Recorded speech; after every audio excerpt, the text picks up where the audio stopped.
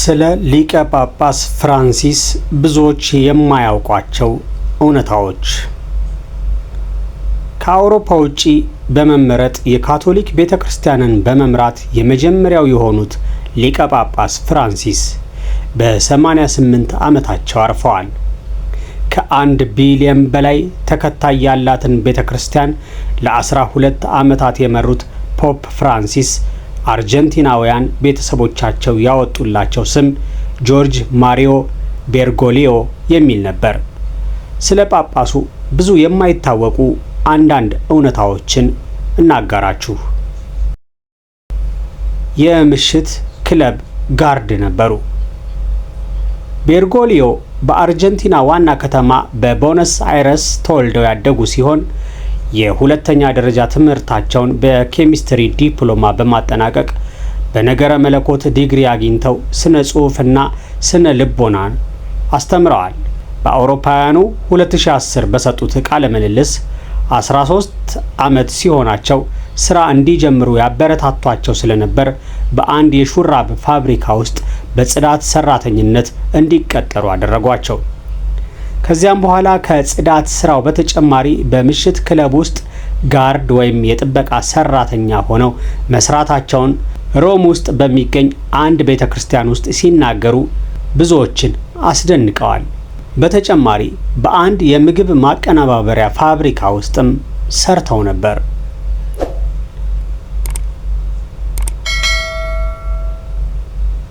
የእግር ኳስ አፍቃሪ ነበሩ። ርዕሰ ሊቃነ ጳጳሳት ፍራንሲስ በልጅነታቸው የሚደግፉት የአካባቢያቸው የቦነስ አይረስ ቡድን የሆነውን የሳን ሎሬንዞ ደ አልማግሮ የዕድሜ ልክ ደጋፊ ነበሩ። በአውሮፓውያን የ2014 ሳን ሎሬንዞ የኮፓ ሊበርታዶሬስን የተባለውን የደቡብ አሜሪካ የክለቦች እግር ኳስ ውድድር ላይ እጅግ የተከበረውን ዋንጫ ሲያሸንፍ በክለቡ የ106 ዓመት ታሪክ ውስጥ ለመጀመሪያ ጊዜ ከፍተኛ ውጤት ነበረ። ጳጳሱ ለክለቡ ያላቸው ድጋፍ ለድል አድራጊነቱ ምክንያት ሊሆን ይችላል ወይ ተብለው ለቀረበላቸው ጥያቄ በጣም ደስተኛ ነኝ፣ ግን አይደለም፣ ይህ ተአምር አይደለም ብለዋል። ቡድኑ በዚያው ዓመት የአርጀንቲናን ከፍተኛ ዲቪዚዮን አሸናፊ በመሆን የቡድኑ አባላት ከጀርባው ፍራንሲስኮ ካምፒዮን ወይም ሻምፒዮኑ ፍራንሲስ የሚል ጽሑፍ የሰፈረበትን የቡድኑን ማሊያ ለጳጳሱ አበርክተዋል።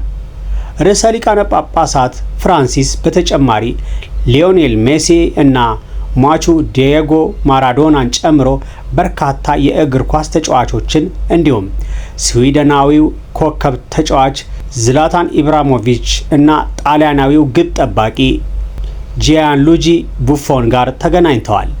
የጳጳሱ ህልፈት ይፋ ከሆነ በኋላም ሰኞ ዕለት የታቀደው የነበሩ 4 የጣሊያን ከፍተኛ የእግር ኳስ ሴሪኤ ጨዋታዎች ተሰርዘው ወደ ሌላ ጊዜ ተላልፈዋል። ከሌሎች ጋር መጓዝን ይመርጣሉ። ርዕሰ ሊቃነ ጳጳሳት ፍራንሲስ ለረጅም ጊዜ አገልግሎታቸውንና እንቅስቃሴያቸውን ቀለል ያለ በማድረግ ስነ ምግባራቸው ይታወቃሉ። ለዚህም የመጓጓዣ ምርጫቸው ማሳያ ነው። ርዕሰ ሊቃነ ጳጳሳት ሆነው ከተመረጡ በኋላ ወዲያውኑ ለጳጳስ የተዘጋጀውን ቅንጡ ሊሞዚን ከመጠቀም ይልቅ ከካርዲናሎቻቸው ጋር በአውቶቡስ ነበር የሚሄዱት። ርዕሰ ሊቃነ ጳጳሳት ከመሆናቸው በፊት በቦነስ አይረስ በአስቸኳይ የህይወት ዘይቤያቸው ይታወቁ የነበሩ ሲሆን ካርዲናልና ሊቀ ጳጳስ የሆኑትም እዚያው ናቸው። ፍራንሲስ በአውቶቡሶችና በከተማ የምድር ውስጥ ባቡሮች አዘውትረው መጓዝን የሚመርጡ ሲሆን ወደ ቫቲካን በአውሮፕላን ሲጓዙ በአንደኛ ማዕረግ ሳይሆን በመደበኛው የኢኮኖሚ ክፍል ውስጥ ቦታ ይዘው ነበር የሚሄዱት። በጵጵስና ዘመናቸውም የቅንጦት መኪናዎችን የማይጠቀሙት ፍራንሲስ ውድ ያልሆኑትን የጣሊያን ስሪት ፎርድ ፎከስ ወይም በአውሮፓውያኑ 2015 አሜሪካን ሲጎበኙ ፊያት 500 ኤል ያሉ ሞዴሎችን በመምረጥ ይታወቃሉ። ብዙ ጊዜ በጉብኝት ወቅት ሰዎችን ሰላምታ ለመስጠት ፖፕ ሞባይል የተባለውን ግልጽ መኪና ይጠቀሙ ነበር። በእሳቸውና በተሰበሰቡ ምዕመናን መካከል ጥይት መከላከያ መስታወት ያላቸውን ተሽከርካሪዎች አይወዷቸውም። እንዲህ ያለውን ሁኔታ በሰርዲን ጣሳ ውስጥ ያሉ ያህል እንዲሰማቸው እንደሚያደርግም ገልጸዋል። ቀልድ አዋቂ ነበሩ። ርዕሰ ሊቃነ ጳጳሳት ፍራንሲስ በተገኙባቸው ስፍራዎች ሁሉ በቀልድና በሳቅ ይታወቃሉ። በአውሮፓውያኑ 2024 ከ15 ሀገራት የተውጣጡ ጂሚ ፋሎን፣ ክሪስ ሮክ እና ሁፒ ጎልድበርግን ጨምሮ ከ100 በላይ ኮሜዲያንን በቫቲካን አስተናግደዋል።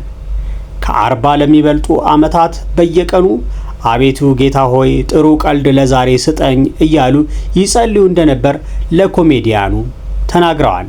ይህም በ16ኛው ክፍለ ዘመን በእንግሊዝ ንጉሥ ሄንሪ 8ኛ በሀገር ክህደት የተገደለውና በኋላም በካቶሊክ ቤተክርስቲያን ቅዱስ ተብሎ የተሰየመው የቶማስ ሞር ጸሎት አካል ነበር።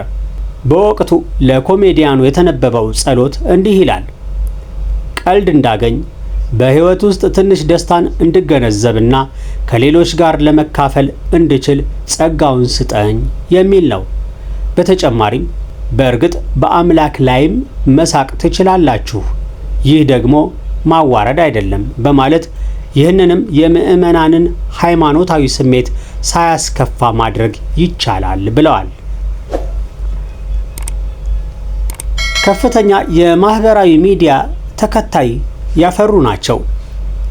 በ2018 ርዕሰ ሊቃነ ጳጳሳት ፍራንሲስ በይነ መረብን ወይም ኢንተርኔትን የእግዚአብሔር ስጦታ ነው በማለት ገልጸውት፣ ነገር ግን ታላቅ ኃላፊነትን እንደሚጠይቅም አሳስበዋል።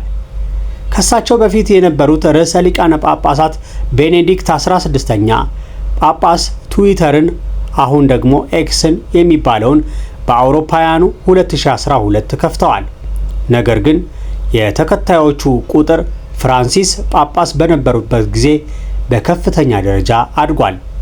የጳጳሱ ኤክስ አካውንት በእንግሊዘኛ፣ በስፓኒሽ፣ በጣሊያንኛ፣ በፖርቹጋል፣ በፖላንድ፣ በፈረንሳይኛ፣ በጀርመንኛ፣ በአረብኛና ላቲን 9 ቋንቋዎች መልእክት የሚያጋራ ሲሆን በአጠቃላይ ከ50 ሚሊዮን በላይ ተከታዮች አሉት። የጳጳሱ ኢንስታግራም አካውንት 9.9 ሚሊዮን ተከታዮች ያሉት ሲሆን በቅርቡ አዳዲስ ቴክኖሎጂዎችን መጠቀም የሰውን ግንኙነት እንደማይተካ፣ የሰውን ክብር የሚያስከብርና የዘመናችንን ቀውሶች እንድንጋፈጥ የሚረዳ በማለት ጸሎት ተጋርቶበታል። ፖፕ ፍራንሲስ ለመጨረሻ ጊዜ በኤክስ ገጻቸው ላይ መልእክት ያስተላለፉት ከህልፈታቸው አንድ ቀን ቀደም ብሎ የፋሲካ ዕለት ነበር። በመልእክታቸውም ክርስቶስ ተነስቷል፣ እነዚህ ቃላት የመኖራችንን አጠቃላይ ትርጉም ይይዛሉ፣ ምክንያቱም እኛ የተፈጠርነው ለሕይወት እንጂ ለሞት አይደለም ብለው ነበር። ለረጅም ጊዜ በከባድ የጤና ችግር በሕክምና ላይ የቆዩት የ88 ዓመቱ አዛውንት የካቶሊክ ቤተክርስቲያን ሊቀ ጳጳስ ፖፕ ፍራንሲስ ወደ ጵጵስናው መንበር ከመምጣታቸው በፊት ካርዲናል ጆርጅ ማሪዮ ቤርጎሊዮ በመባል ይታወቁ የነበሩት ጳጳሱ ቀዳሚያቸው ፖፕ ቤኔዲክት 16ኛ መንበራቸውን መልቀቃቸውን ተከትሎ ነበር በአውሮፓውያኑ መጋቢት 2013 የካቶሊክ ቤተክርስቲያንን እንዲመሩ የተመረጡት። ፖፕ ፍራንሲስ ለወራት በሕክምና ላይ በነበሩበት ጊዜ ከአደባባይ ርቀው ከቆዩ በኋላ እሁድ ዕለት በተከበረው የትንሣኤ በዓል በቅዱስ ጴጥሮስ አደባባይ ለተሰበሰበው ምዕመን በአካል ተገኝተው የትንሣኤ በዓል መልእክት አስተላልፈው ነበር።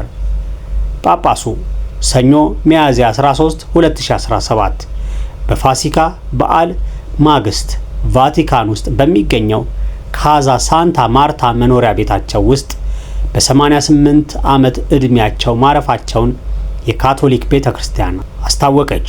ብፁዕነታቸው ካርዲናል ፋረል በጳጳሱ ሞት ሐዘን ውስጥ ሆነው የተወደዳችሁ ወንድሞችና እህቶች የቅዱስ አባታችን ፍራንሲስ ሞትን በጥልቅ ሐዘን አሳውቃለሁ ሲሉ የጳጳሱን ህልፈት ይፋ አድርገዋል።